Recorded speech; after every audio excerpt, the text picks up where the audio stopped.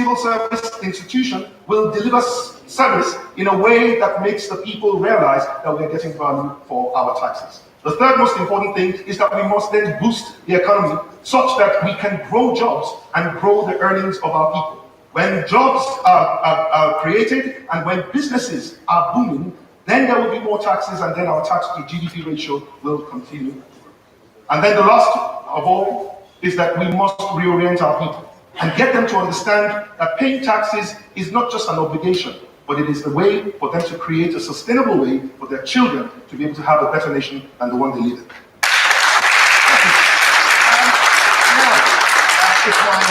If my team is standing by, candidates, I want you to please turn your attention to the screens. There are screens there to your left and your right. Now, we've asked young people to send in their questions from the four corners of the country. And this first one comes from a YouTube content creator with 250,000 subscribers. Roll the tape. My name is Dimaone, I'm 28. I'm a YouTube creator focused on beauty and lifestyle. The internet has revolutionized the way we communicate and access information. In the recent years, it has also become a means of revenue generation for many young Nigerians like myself.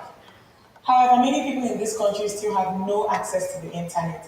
And for those with access, it is expensive. My question is, how does your administration plan to make the internet more accessible to Nigerians? And how do you plan to regulate telecommunication companies and internet service providers to ensure that consumers are protected? Kingsley Moghalu, there is talk of this new industrial revolution that is going to be based on a future of digital, of AI, of all sorts of technology that will take us into a brave new world. Nigeria needs to be ready for it. You've seen some people are already working within that. We have young people, in fact 51% of the people voting at this election are between the ages of 18 and 35. You need their votes. They need jobs. How are you going to create a presidency that fosters the jobs and the environment of the future, the digital future?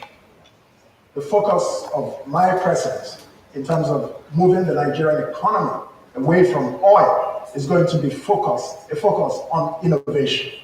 And innovation includes all forms of ICT, which is a big driver of innovation. One of the problems that my administration will solve when it comes to ICT is that you find a heavy concentration of ICT in urban areas, but the rural areas of this country have about 53% of our population, and they're not well served by ICT. We will create incentives for businesses, young tech startups, to move closer to the rural areas and bring more members of our population into the digital age. We are going to create a start-up nation that is going to prioritize innovation. And there are many companies that are already doing a great job in Nigeria today. So the point is this, that when I become president, the ICT sector, we're going to focus, first of all, on infrastructure for the ICT sector, broadband coverage for this country. Secondly, we are then going to make sure that the ICT infrastructure moves to the rural areas and brings in one-half of our population that is cut off from the modern civilized world. So we are definitely going to move this, and this is something that is going to be good for job creation for young people in this country. That's where the focus is, to create opportunities for startups, and that's where the venture capital fund comes in, because we will give young people investments, 100,000, 500,000, 1 million. Where are you finding the money? For the Where are you venture going to find capital the money? fund, I've said it in several statements. 500 billion of it will come from the private sector. It's a public-private partnership. 500 billion will come from the government. So it's a co-investment. And the fund is going to be run by the private sector. It will not be run by the government and become another empire of sleaze, such as we have seen in the present administration. Now, when you say that, the present administration, it makes me think they're not here, the PDP and the APC, the two bigger parties. They're absent here. They're not here, Dr. Obi. they're not here to defend themselves. I guess I want to ask you what your thoughts are on that for 30 seconds. I'm not surprised they're not here.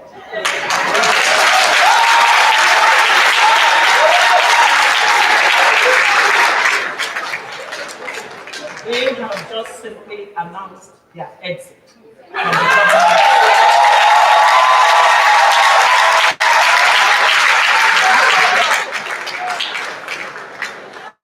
I think it is important for us to acknowledge that there is a political class that simply needs to fade away from our country. Because the idea that the will of the people will be subordinated to the whims and caprices of our politicians should be a total anomaly.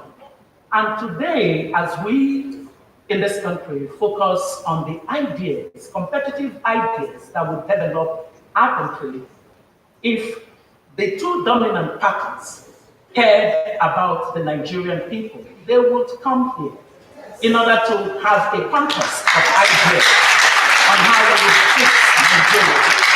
Mark, I must let you know that for the Nigerian people, this is a moment to make a clear judgment as to whether we are connected to the issues that matter to the Nigerians. We showed up for this debate not because we're new entrants into politics, and I hope I speak for my two colleagues, but because we believe that it is time for a new kind of government.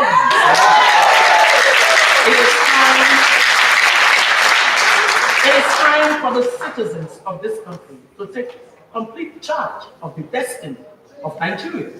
And so we stand before you today, not because we are the best in the country, but because we come with a sense that our country needs to be immediately rescued from the stranglehold of poor governance, bad politics, and governance failure. I represent a mindset where the citizens who occupy the highest office in the land and give legitimacy to politics should become the drivers of the future of this country. And it starts now.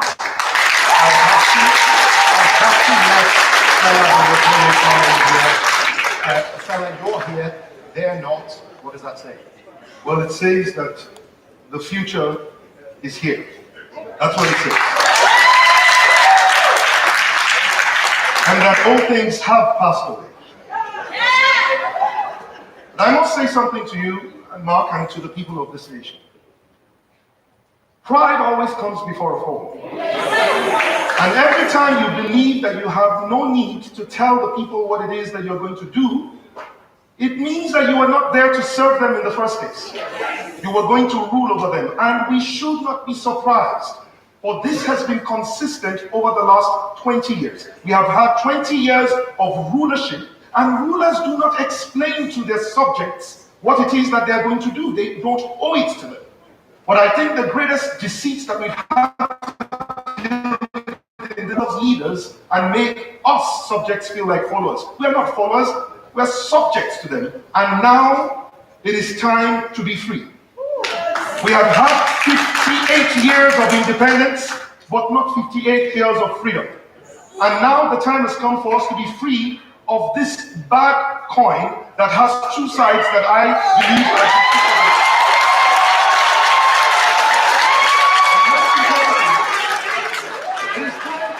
for Nigerians to truly begin to evaluate the things that matter and understand that leadership is about competence, about character.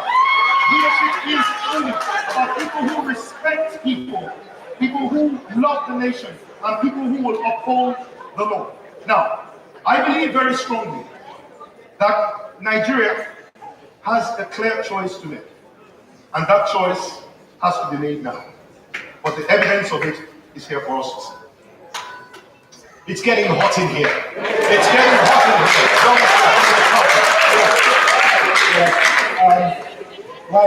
Thank you very much, Mike. Like my two colleagues, I am not at all surprised that the leaders of the APC and the PDP have decided to turn their back on the people of Nigeria and tell them finally that they never amounted to much in their eyes. Now, the reason they are not here, there are two reasons.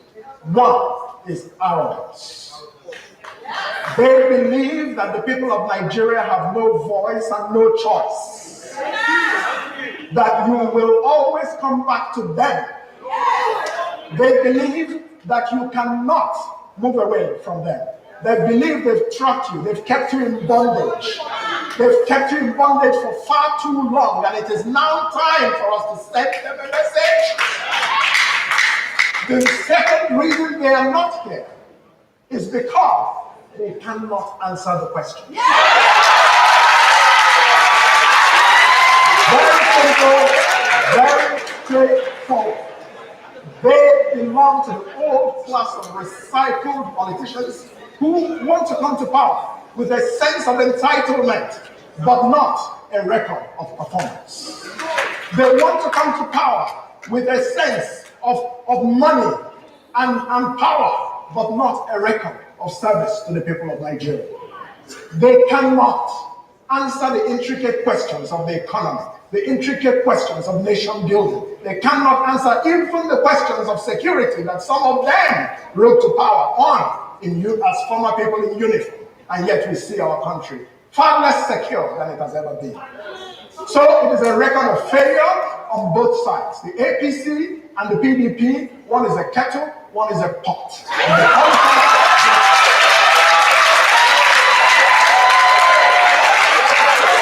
Well, I think we need a break now. When we come back, the candidates will be asking the ultimate question: how do you plan to make Nigeria more secure? Stay with us at the 2019 presidential debate.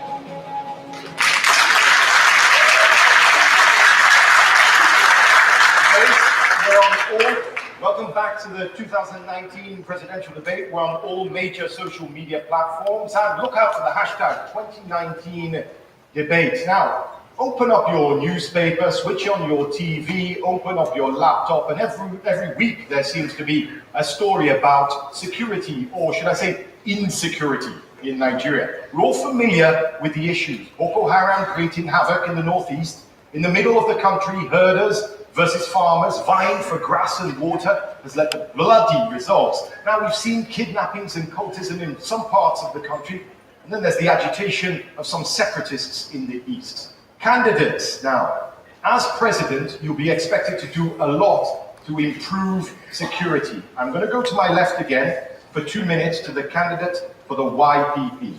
Now, as a result of the various insecurity in Nigeria that I mentioned, the Global Terrorism Index ranks Nigeria number 3, and Boko Haram is one of the reasons for that high ranking. What will your administration do to eradicate and reduce violent extremism in Nigeria? The first thing we're going to do is that we will bring to the problem the political will to address it once and for all. The second thing we're going to do is to tackle corruption in the military. The recent report of the International Security Studies Association has told us very clearly that one of the reasons and one of the factors that is driving the insurgency is corruption in the